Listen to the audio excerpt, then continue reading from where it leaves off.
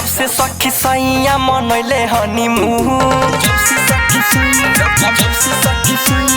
जब से सखी सैया मनैले हनीमून तहिए से जागल रही हमारे जुनून दिने प दिने बढ़े ना धून चोली के मोरा दुनु बैलून दिने प दिने बढ़े ना धून चोली के मोरा दुनु बैलून जब से सखी सैया मनैले हनीमून तहिए से जागल रही हमारे जुनून दिने प दिने बढ़े ना धून चोली के मोरा दुनु बैलून दिने प दिने बढ़े ना धून चोली के मोरा दुनु balloon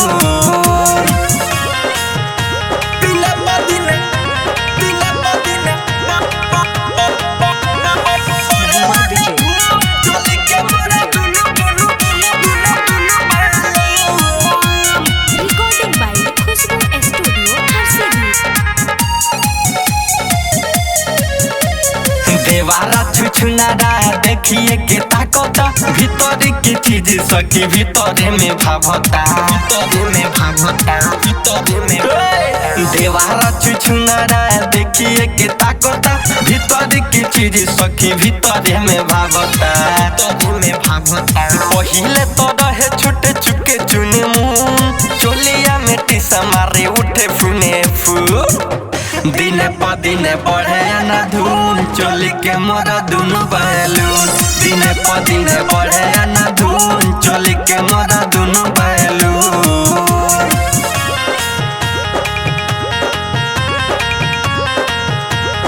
Mixed by Anil Raj. Recording by Khushbu Studio, Harsibi.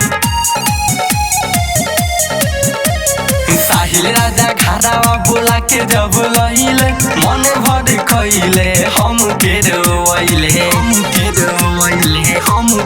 आए हाय साहिल राजा घरावा बोला के जब लहिले मन भर खइले हम के रोइले विजय हाथी मनैले हनीमून तहिए से जागल रही हमारे जुनून दिने प दिने बढ़े ना धून चोली के मोरा दुनु बैलून दिने प दिने बढ़े ना धून चोली के मोरा दुनु